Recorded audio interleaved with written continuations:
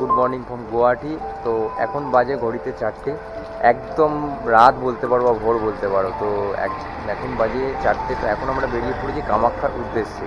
তো আমরা এখান থেকে এসে একটা গাড়ি বুক করে নিয়েছিলাম, তো কালকে রাত্রিরেই গাড়ি অন টাইম এসে গেছে। তো চলো, এখন লাইট এখনও অনই হয়নি, মানে এখনও সূর্য ওঠেনি ঠিকভাবে। তো একদম অন্ধকার চারিদিক, তোমরা দেখলে বুঝতেই পারছো। চলো কামাখ্যায় যাই, গিয়ে ওখানে আবার ভিডিও শ্যুট করবো, তোমাদেরকে ইনফরমেশান দেবো। তো যত তাড়াতাড়ি বেরোচ্ছি, কারণ লাইনটা দিতে পারলে তো আমরা তাড়াতাড়ি পরিচয় হবে। কারণ মন্দির করে 7টাতে, এখন আমরা গেলে তো হবে না। তো 7টার পরে দিয়ে পুজো শুরু হবে। তো আমরা গিয়ে লাইনটা আগে দিলে পুজোটা আমরা ঠিক টাইম মতন দিতে পারবো।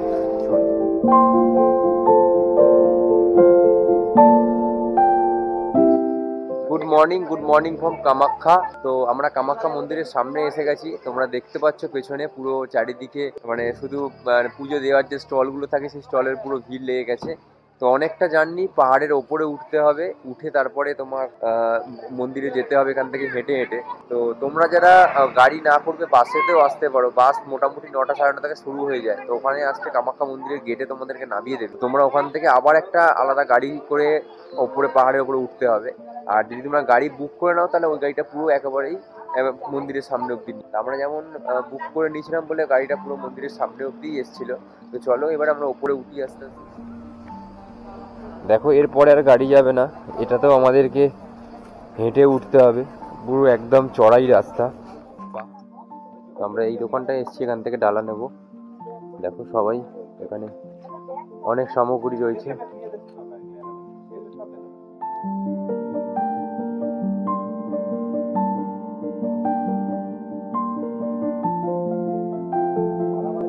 আমরা ডালা নিয়ে নিয়েছি, সোনিয়ার হাতে ডালা রয়েছে। চলো এবারে ওপরে সিঁড়িতে ওপরে উঠতে হবে। লাইন অনেক পড়ে গেছে, গিয়ে দেখি কত লাইন পড়েছে।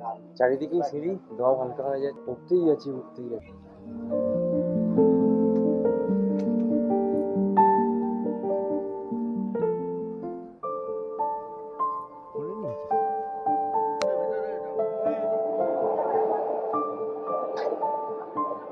মন্দিরের লাইনে পৌঁছে গেছি।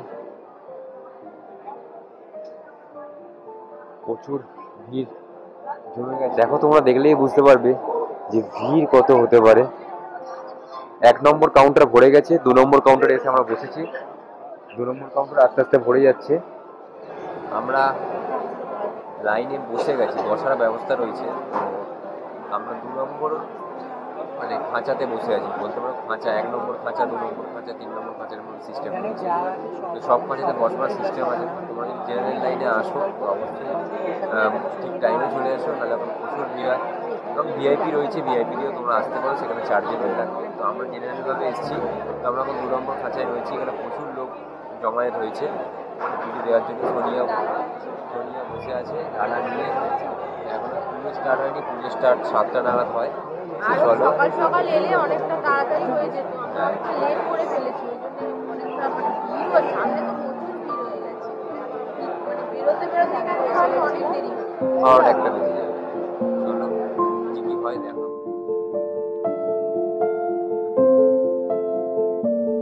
চলো, আমরা মন্দির থেকে বেরিয়ে গেছি। মন্দির থেকে নয়, লাইন থেকে একটু বেরালাম, বেরিয়ে সাইডটাতে ঘুরছিলাম, কারণ লাইনে আবার অনেক টাইম লাগবে। তো আমরা এখন একটু কচ্ছপ পুকুরের কাছে যাচ্ছি, টর্টয়েস পন্ড। তো আমি দেখলাম এক জায়গায় লেখা ছিল, দেখি। এটা তো অনেকটা সিঁড়ি দিয়ে নামতে হবে, আবার উঠতেও হবে। আমরা এখন কচ্ছপ পুকুরের সামনে চলে এসেছি। এই হচ্ছে গেট। তো আমরা এখন ভেতরে যাব। এখানে একটা মন্দির আছে, এটা মনে হচ্ছে ভৈরবী মন্দির হবে। দেখি।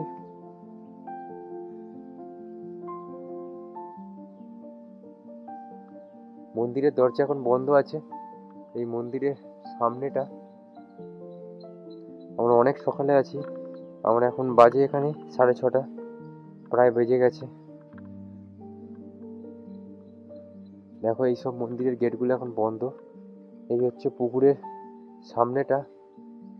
এখানে হাঁস আছে, পুকুরে মাছ আছে এবং কচ্ছপও আছে। আমরা কচ্ছপ পুকুর থেকে আবার ওপরে যেতে হবে মন্দিরের কাছে। কষ্টকর ব্যাপার, সিঁড়ি রয়েছে আবার অনেকগুলো। চলো। 7টার সময় মন্দিরের গেট খুললো, লাইন ছেড়ে দিয়েছে। তো 1 নম্বর যেটা আপনার বক্স রয়েছে মানে খাঁচা রয়েছে, 1 নম্বর খাঁচার লোকেরা মোটামুটি ছেড়ে গেছে, যাচ্ছে আস্তে আস্তে। 1 নম্বর কমপ্লিট হলে এবার আস্তে আস্তে 2 নম্বর ছাড়বে। 2 নম্বরে আমরা বসে আছি।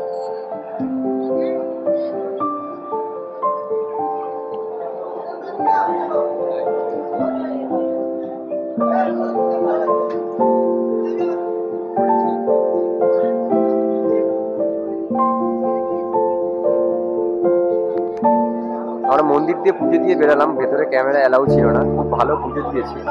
তো আমরা এখন বাইরে বেরিয়েছি, বাইরেতে একটু দাঁড়াবো, দাঁড়িয়ে আবার বেরিয়ে পড়বো। অনেকক্ষণ টাইম এখানে নষ্ট হয়ে গেল, কারণ অনেক লাইন ছিল। বাদ বাকি ডিটেলসটা আমি পরে বলবো তোমাদেরকে যেতে যেতে। চলো।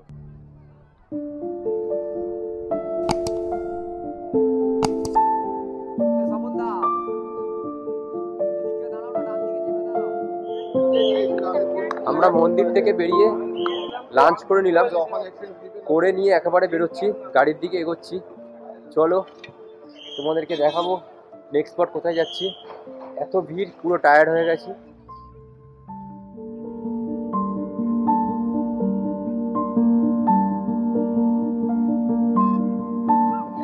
আমরা এসে গেছি এখন গুয়াহাটি রোপওয়ে টার্মিনালে। তো আমরা এখন রোপওয়েটা চড়বো, তোমাদেরকে দেখাবো। এটা হচ্ছে মানে সব থেকে লংগেস্ট রোপওয়ে, মানে রিভারের ওপর দিয়ে যাবে, ব্রহ্মানন্দ রোপওয়ে, মানে রিভারের ওপর দিয়ে।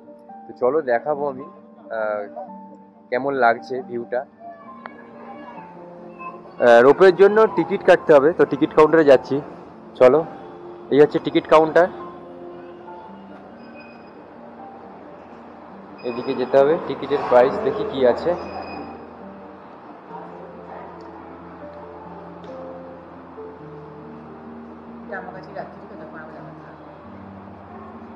টিকিটের প্রাইস ওয়ান ওয়ে 100 টাকা, বোথ ওয়ে 200 টাকা।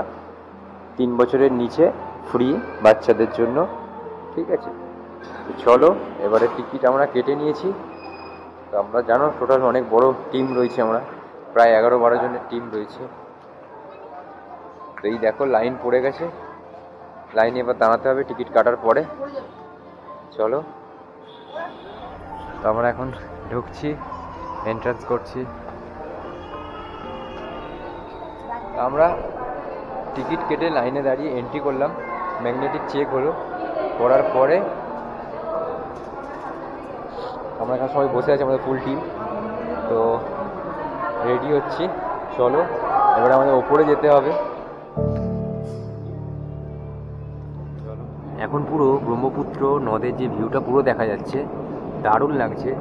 এখানে মেন পাইলট রয়েছে ডান সাইডে বসে, এখান থেকেই অপারেট করছে পুরো রোপওয়েটাকে।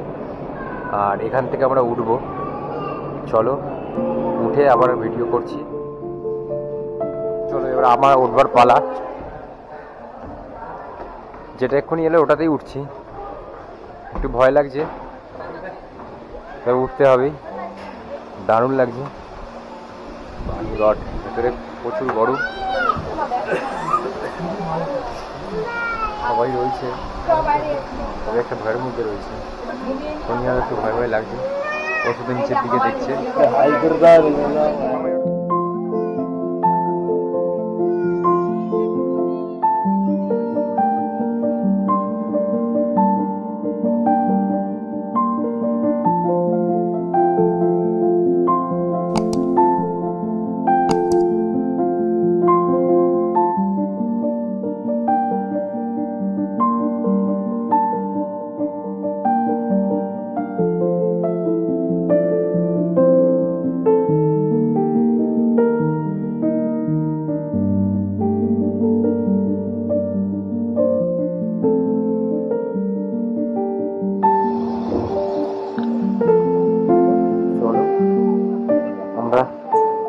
এসে গেছি।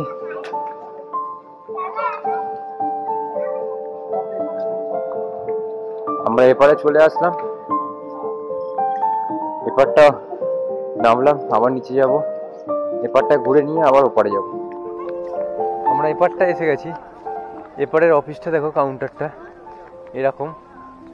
এপার থেকে টিকিট আমরা কেটে নিলাম, কারণ বোথ হয়ে কাটা যাচ্ছিল না। তো এপারে কেটে নিয়ে এখানে ঘুরবো, 4টে অবধি লাস্ট রোপওয়ে। তো তার মধ্যে ব্যাক করতে হবে। আমাদের কেবিন এসে গেছে, এবারে এটাতে করে আমরা ফিরবো। এই যে আমরা কেবিনে উঠছি,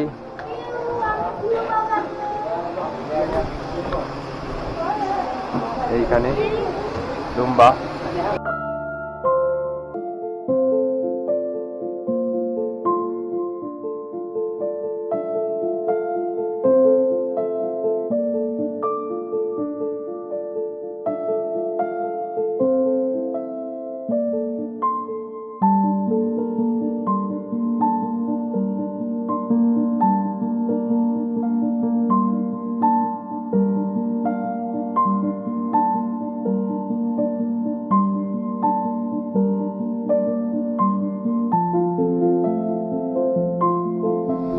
চলো এবার এদিকে নামবো, দুলতে দুলতে নামছি।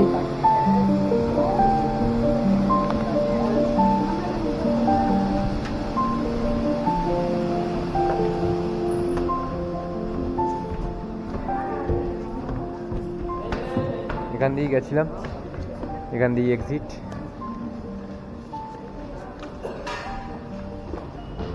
তো আমরা রোপওয়ে থেকে বাইরে বেরালাম। সোনিয়া কেমন লাগলো রোপওয়ে চড়তে? ভালো লেগেছে। সোনিয়া ভয় করছিল, ভাবছিল বাঁচবে কি বাঁচবে না, পড়ে গেলে কি হবে।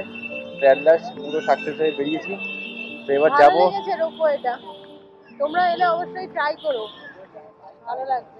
এবার নেক্সট যাব, কোন পয়েন্টে দেখাবো তোমাদেরকে, চলো।